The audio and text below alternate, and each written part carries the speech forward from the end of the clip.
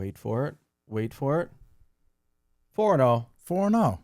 Go Birds. Go Birds. You know, every week we come back and nothing in that loss column yet, man. It feels it's an interesting predicament to be 4-0 in, but 4-0 is 4-0, and here we are. Welcome to episode 8 of Cheap Seats and Cheese Steaks. I am Jay Sensi, joined by the man himself, Tyler Kelvey, and your prediction is so far spot on, buddy. So far undefeated. Season, still rocking. Let's go. You know, when we were talking about the schedule, these first 4 games were a bit of a gauntlet, right? I think we were saying we would be happy coming out, I mean, even 2-2, 3-1. Certainly hasn't been easy going this first 4 games, but man, one of only 2 undefeated teams left in the NFL on top of the NFC East, and Cowboys ended in a tie. Go Birds, dickhead. Where you want to start, buddy? No, I'm just 4-0. Tough win, another game, tale of two halves. I mean, 4-0. Yeah. Who would even complain? No. Who would even who would Someone might. Who would be upset? You know, your team's 4-0 after the gauntlet that was. I mean, who could even think of complaining? I mean, but There's always one. So yeah, let's talk about, some pros and cons from the Bucs.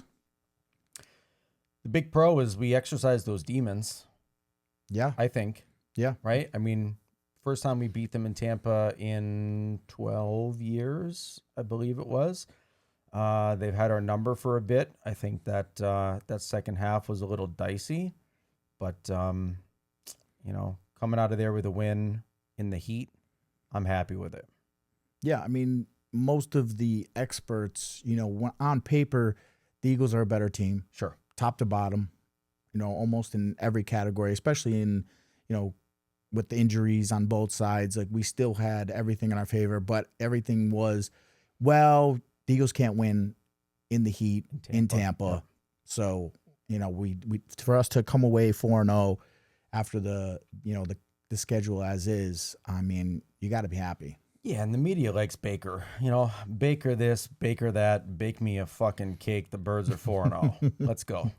Respect, though, to Baker. I give him that okay. because he's just that, grindy guy. I do like him. Yeah. I mean, I'd root for him if he's not playing the Birds. For sure. But, you alluded to it. You said the same thing after the Rams game. Tale of two halves, where first half was a sputter in the Rams game, and we came to life in the second half. We decided that wasn't fun enough, so we flipped the script this week. First half was quite exciting. Kind of seemed like the offense got their shit together, and then we went into halftime, and I don't know if it was a little bit of the heat. I don't know if it was a little bit of game plan and scheme, but laid a bit of an egg in that second half. Yeah, I'm suspect with Jalen. I think he took a hit. I don't know if it was late in the first half or early in the second half. He took a hit. We ended up getting driven into the turf. And I was wondering if maybe he was a little concussed. He whacked his head. Yeah. Yeah, I remember that play. Yeah. So I don't know if that played a part in, the passing game not working in the second half. Could have been. I didn't really think about that. At Yeah. the time, it didn't look great because he came down on, I think he hit the back of his head when he came down. Got up a little slow. I'm surprised they probably didn't send him into the tent. He did one of those. What game was it? What game was it where he tried to stay in the game and then you saw his face and he was out of it? Was it the Redskins game? That was the Commanders game. Commanders game last year? Yeah. Yeah, I think he sold it a little bit better maybe this time around. Yeah. But that's an interesting point. I did not think of that until you just mentioned it. Yeah, because it just everything seemed off in the second half. Yep. I don't know if the Bucs made good adjustments or if we just kind of got complacent and we kind of we start Patullo maybe a little too much situational football. Like, hey, we got the lead. Let's kind of play keep away. Yep. Yep. So, but listen.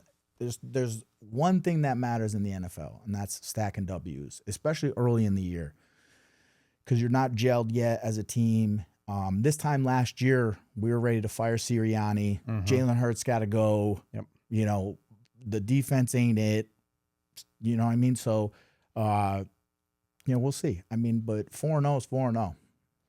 Yeah. I mean, the good news is last year we probably would have loved to be 4-0 at this point, and then we gelled and we pulled it together. The year before that, we were 4-0 and everything fell apart. And some of those wins, I think, kind of feel like that year. I'm hoping it's not the case, but I think there's some pros and cons. I think the running game is a little worrisome. In some of the interviews that you hear this week with the offensive linemen, they kind of allude to it being a timing thing, that they're not really fully in sync.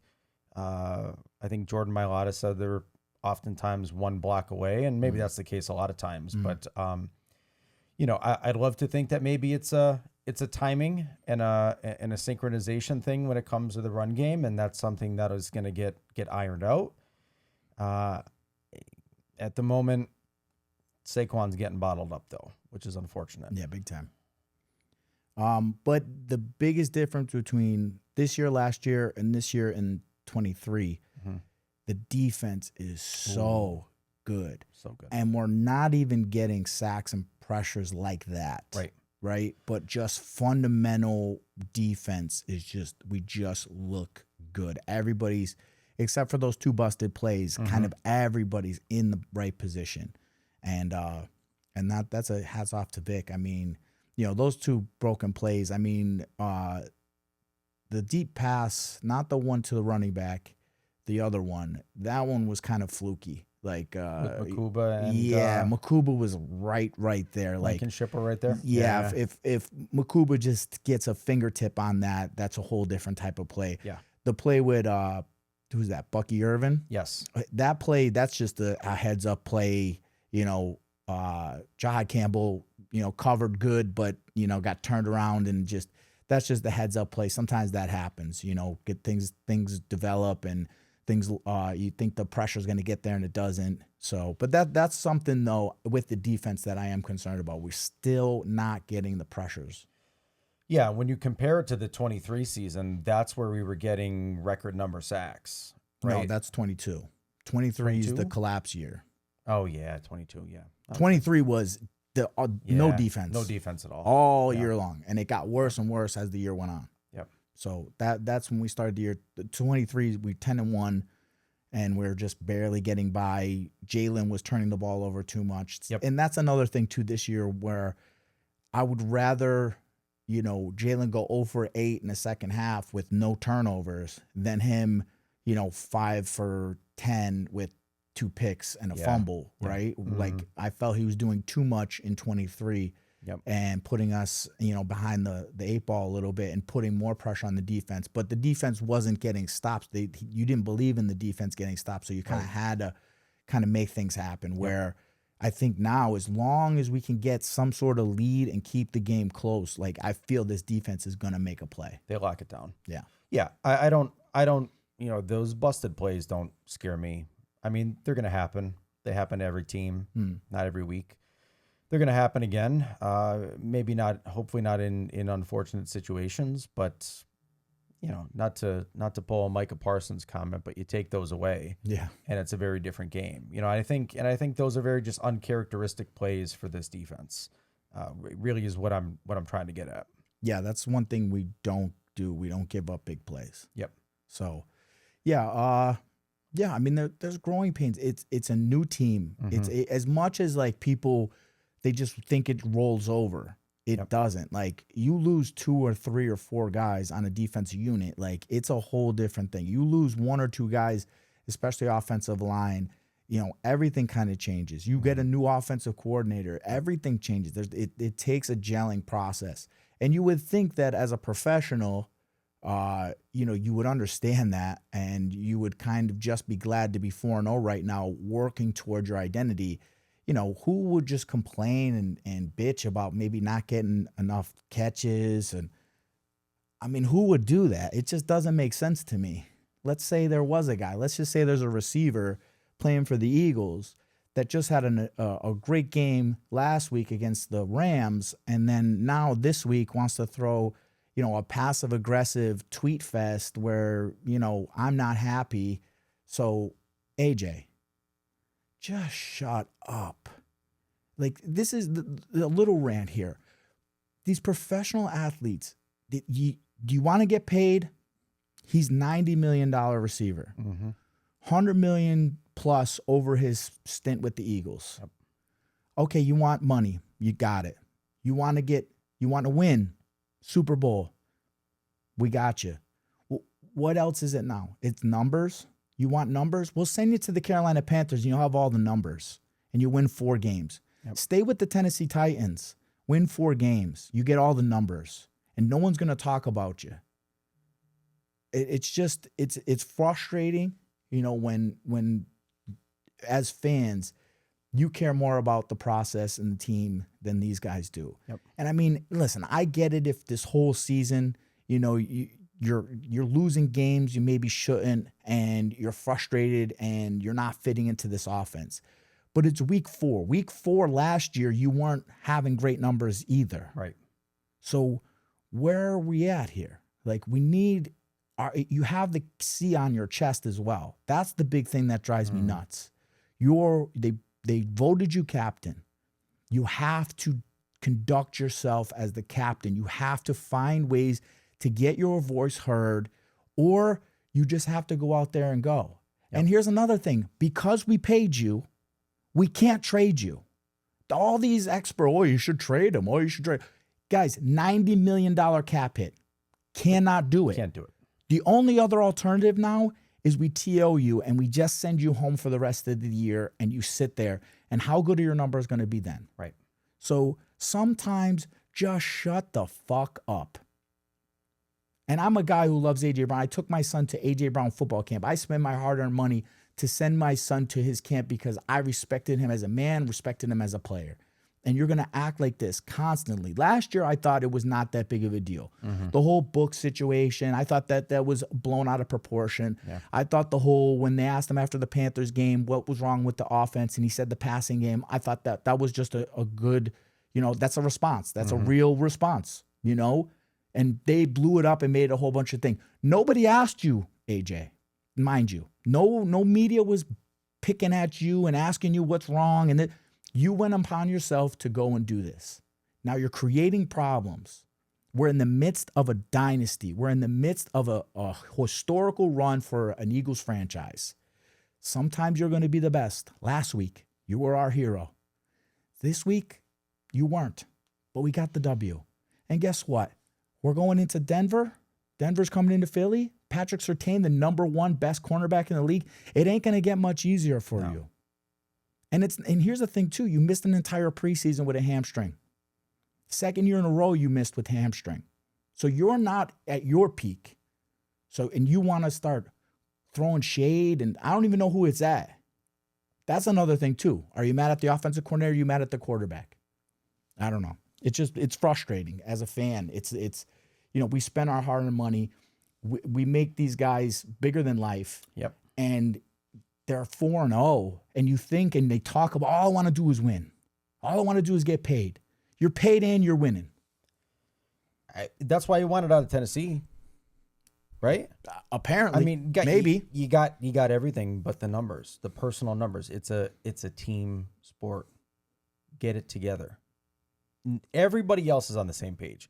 Even Jalen Carter, who we accused last year of maybe being a little bit of a me guy, interviewed after the game saying, I know I didn't play my best. I know it wasn't my best game. I want to be better, but I'm happy that we won. He's not out there crying. And he hasn't gotten paid yet. No. I don't know what else you want. I don't understand it. And here's the thing too, that childish. These receivers, here's the thing about receiver. No receiver has ever spoken up and became a problem, and it worked out for you. Right. But it's usually the receivers. It's always the receivers. Right? Yeah. Tyreek Hill did the same thing. And terrible what happened to him on Monday night. But I guarantee if you ask him right now, does he wish he took a little less money and was still in with the Chiefs and won a couple more Super Bowls and had opportunities to win big games, he'd say, hell yeah. Yep. Go ask Randy Moss, would he have rather shut his mouth once or twice in his career and won a Super Bowl? Sure. Ask T.O. Well, I don't know about T.O. T.O. loves T.O. But flip side, great receiver, Hall of Fame, but everybody's going to say the same thing. Man, you know, it was just a problem, though. You know? Great receiver, problem. You know? Couldn't win a big game because he couldn't keep his mouth shut. Yeah, you know, I'm trying, as you're talking, I'm trying to think of a scenario where that occurred and it ended up benefiting the receiver, and I can't find one. It's not going to go well. Stephon Diggs. Yeah. Complain. Yep. I bet you wish you were in Buffalo right now. Oh, yeah. Yep. 4-0, they're 4-0. It's just it's frustrating, man, and I get why people dislike, you know, why people take such shots at professional athletes. Yep. Because when they act like this, when you have everything you can ask for, and here's the thing about the world and how it goes, opportunity is guaranteed. You have an opportunity. Success is not. Right? Yep. So you have the opportunity to be part of a winning culture. You have the opportunity to be the best receiver in the. It's not happening, and I get it. It's frustrating. But here's the thing. Your best game ever is 10 catches, 150 yards, and 2 touchdowns. Mm-hmm. 10 times you touch the ball, right? You can't complain. Your worst game, 3 catches, 20 yards, no touchdowns. Receivers only impact the game so much. Yeah. They're sports cars. They're great to look at, you know, and they run fast, but when they start making noises, it's a problem. It's going to cost you. I like the analogy. And guess what? That's good. And they don't go well in the snow. So, AJ, remember that game in the divisional round? You were dropping ball, and nobody threw you under the bus. No. Nobody. Because we won. Because we won. And here's the flip side, too. What's the alternative? We force you the ball, and then we lose a game, and you get your numbers, and then what is everybody else going to say on the team and throughout? Well, why didn't Saquon touch the ball more? Mm-hmm. Why are you not giving your best player the best opportunities? Yep. And we still have to. We are a running team. We are a defensive team as of right now. We'll see where our identity goes. But the great thing I feel about the Eagles is we're multifaceted. Sometimes it's going to be the pass game, right? The Super Bowl, right? Sometimes it's going to be the defense. A lot of times it's going to be the defense. And then sometimes it's going to be the run game. You got to wait for your opportunities. We're in the midst of a dynasty. Go back and watch all the great dynasties. Sometimes it's winning ugly. But guess what? The one key term, winning. Winning. It's not easy to win in this league. It's hard to sustain winning in this league. Ask the Packers. Week 1 and week 2, they were the darling in the NFL. Mm-hmm. Picked in all the power rankings. Where are they now? It's hard to win in this league. I don't know. I just, it hurts too because I love the player. Right. You know, like he was my son's favorite player for a year or two. Now it's Saquon just because. But I was okay with that. I said, you know what? He's different. He's a good receiver. He's a good team guy. And yep. And how do I explain this? My son doesn't know about this. He's too young to understand the drama that's off the field stuff. But, you know, if he was a little bit older and he's like, why is A.J. Brown upset? Yep. Why? All my coaches tell me, hey, as long as we're winning, you just got to keep your mouth shut and be a good soldier. Yep. Well, why is this guy not doing that? Well, is he upset because he needs to get paid? No, he's one of the highest paid receivers in the league. Well, what's the problem?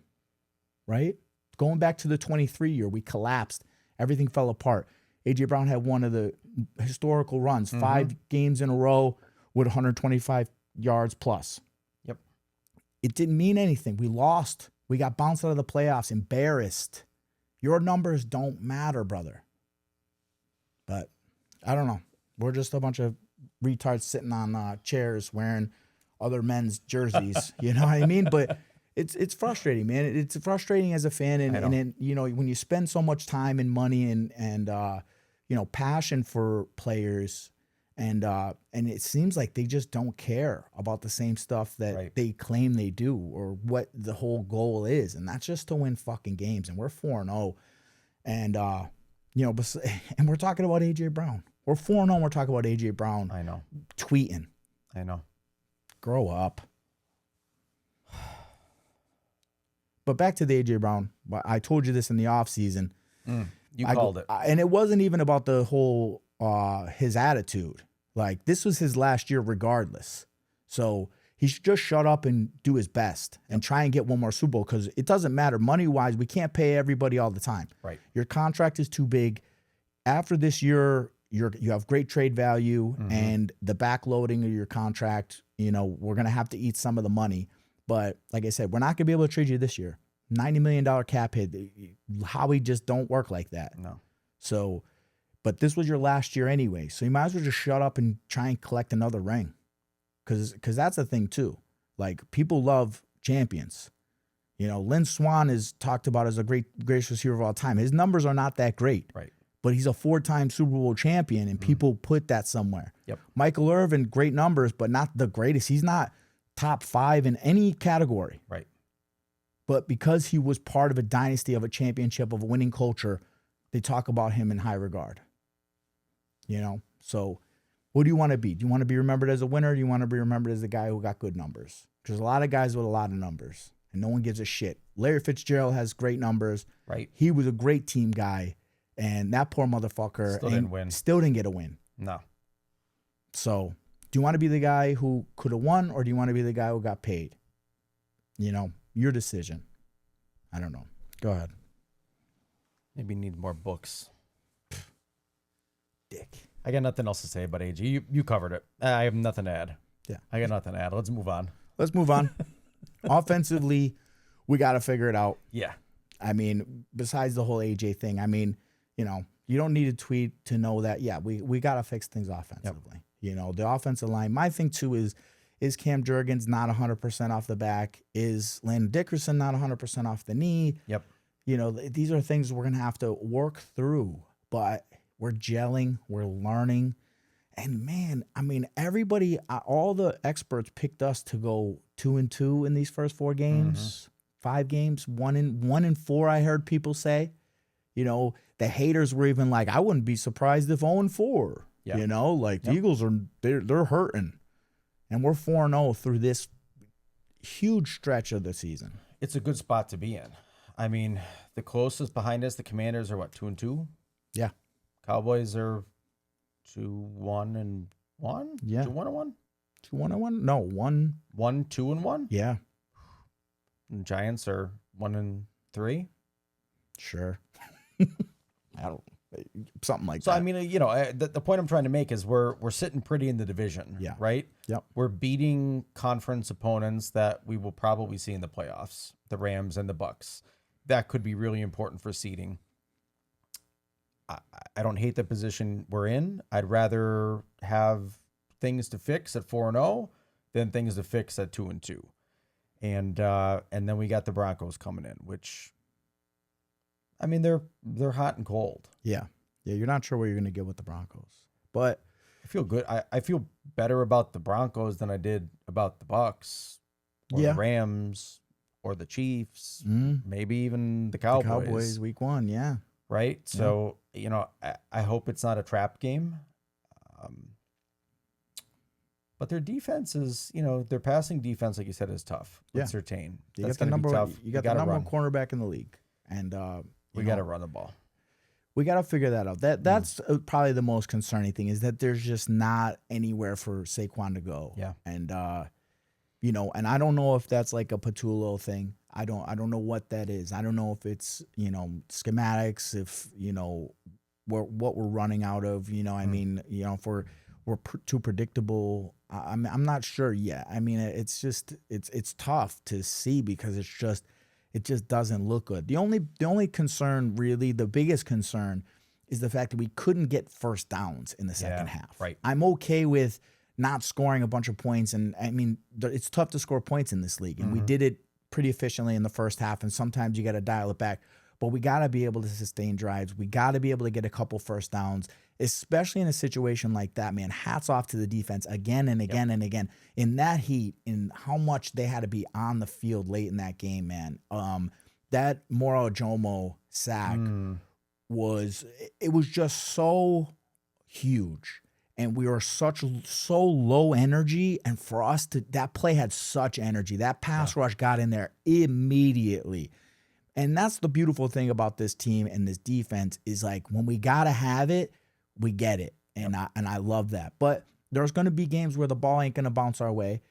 But we gotta be able to sustain drives with the running game. That's kind of what we're looking for. But also a little bit with Saquon, like I said in the previous weeks, a little too much like looking for the home run. I feel like he wants to break one big where I just wish he would just pick up a couple yards at a clip. Get 5 yards. Get 5 yards. Get 4 yards. 3 rushes for 4 yards is 12. Yeah. That's a first down every time. You know, and the way our offense runs, if you could get 3 yards of carry, first, second, and third, we push on fourth. Yeah. Yep. So, but we need to be able to sustain some drives. And but the wrinkle off the tush push was nice. It's funny though, like the media. This is why like you could tell who the real Eagles fans are and who aren't, because they're like, oh my God, we ran that crazy.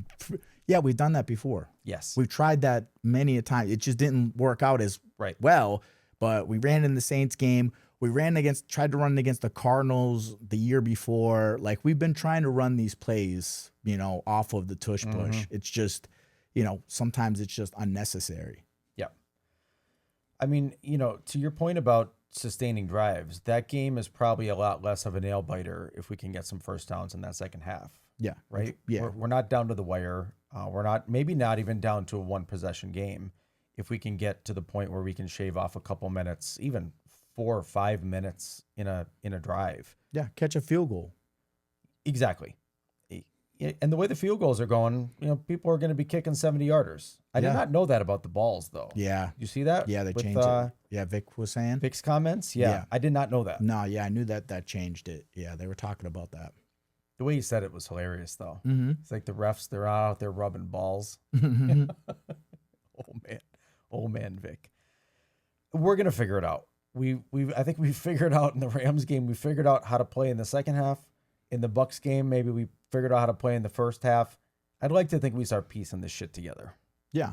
And for us to be where we are offensively too, like it's weird too, we get real short-sighted. Like all we can think about is like the back end of last year where we were a well-oiled machine for the most part. But there were a lot of weeks where it was ugly for us during last year. Yeah. You know, we went 10 weeks straight without scoring a touchdown in the first half. That's true. Or in the first quarter. Yep. Yeah.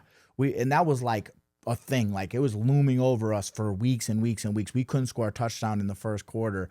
And we've done that a couple times already in multiple games. Yep.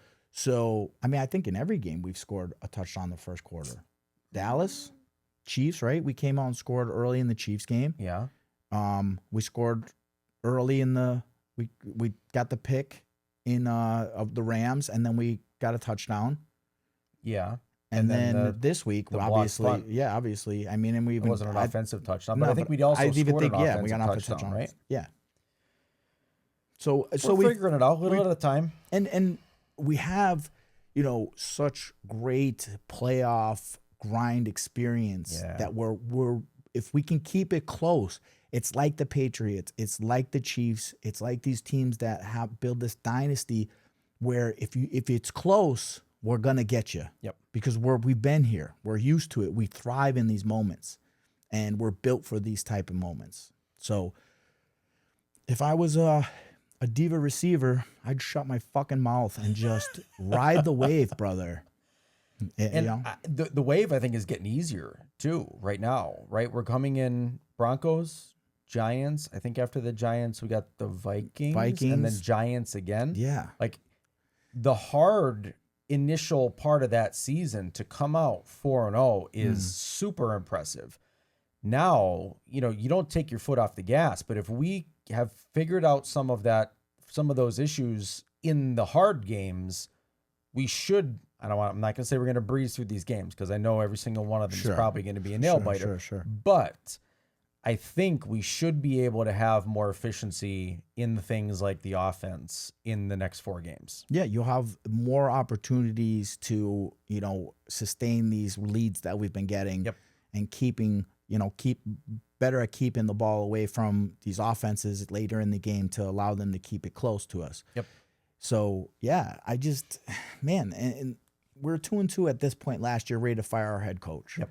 So with that said, like, man, you gotta be very happy where we're at. Not satisfied, but happy. And I love the teams. I thought overall, like AJ Brown didn't have to say anything. I thought overall, us coming off the field, our vibe was we're better than this. We're pissed a little bit because this game should have been a walk away. Yep. Where, you know, things happened, but there's the difference between good teams and not good teams, where things start to unravel and you make crucial mistakes. Go look at the Packers should have lost.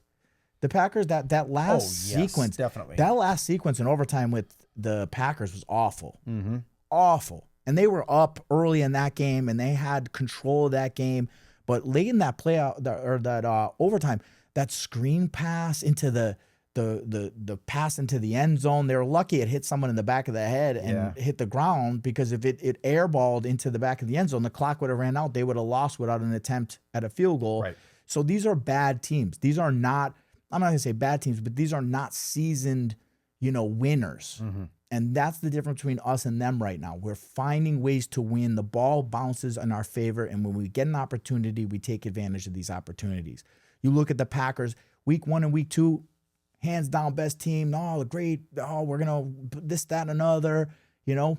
They fall apart. They get beat by the Browns in a close game where they couldn't figure out how to grind through those tough moments. We do, right? The Ravens, first couple weeks, their offense, number 1 offense, moving the ball at will, running up and down the field on people. Can't stop nobody. Can't win these tough games down the stretch. Right. So that's the difference between good and great teams. And I mean, I don't know if we're a great team yet, but we're built for it, though. We have the pedigree to be that. And we have the ultimate, guy in that. Back to Jalen Hurts, second half. Most quarterbacks, even Jalen, I think earlier in his career, starts going 0 for 5, 0 for 6, 0 for 7, just starts pressing and starts making really, really crucial mistakes and pushing where he doesn't need it. Where, like I said, in situational football, he's just like, listen, I know my defense got my back. Yep. So let's play some complimentary ball. I mean, the defense has been lifting so much of the load. Good. They're so good. They're so good. So well coached. And with very little pressure. Yeah, with no sacks. We get some pressure, but we don't get sacks. That's Right. But normally that's our MO. We're a sack heavy team, and that's how you really change the game in the NFL nowadays, because the way the rules are to cover guys, it's very difficult. Yep. But speaking of that, Quinyon Mitchell just locking people up. Locking people up. The Guantanamo Bay is in. It's a real business thing. is booming.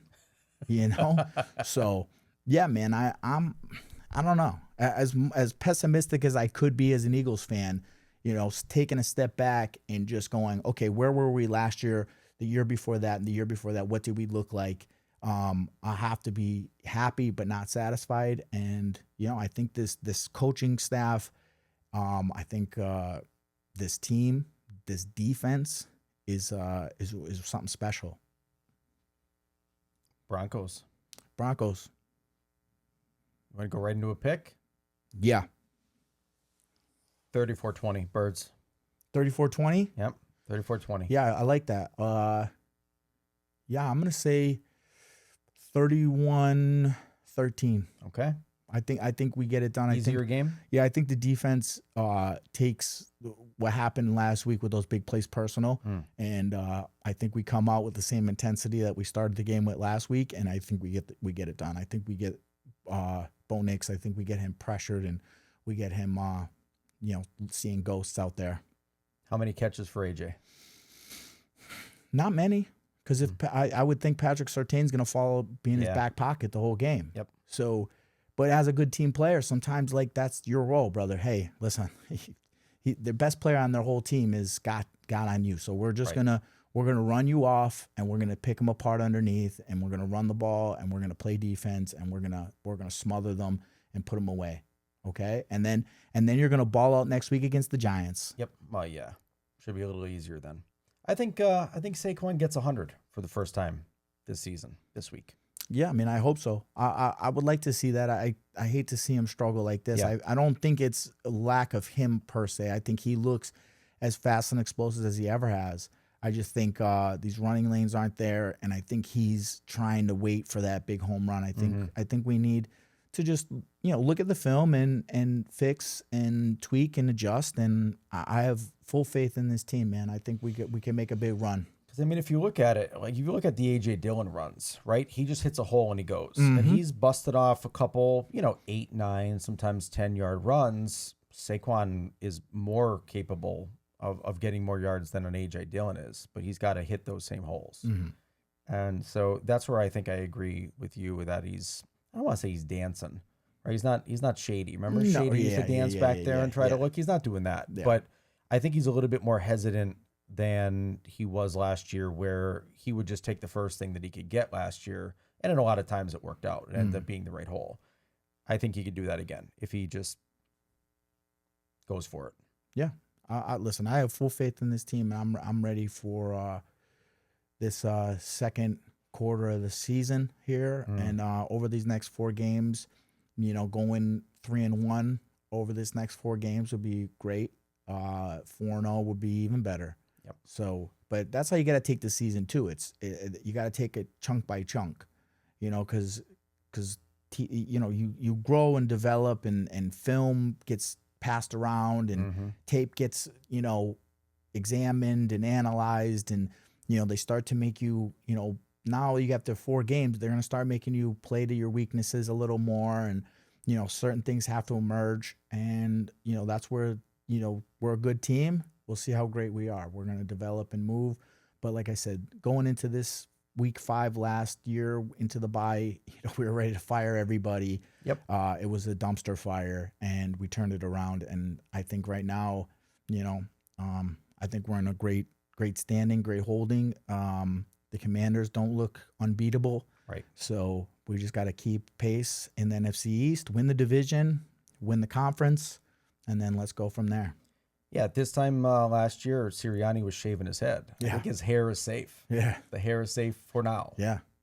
Keep that hair. Unless he's got to pull it out because of, A.J. Brown tweets. Well, I think that's going to, I don't know. The optimist in me says he will come around. Yeah. Maybe he's got to get a couple touches. I don't know. Yeah. But 4-0. On to the Broncos. Go Birds. Go Birds. If you haven't yet done so, please consider liking and subscribing. Appreciate the viewership. And as always, go Birds, dickheads. Go Bird, dickhead. Fly, Eagles, fly on the road to victory. E-A-T-L-E-S, Eagles!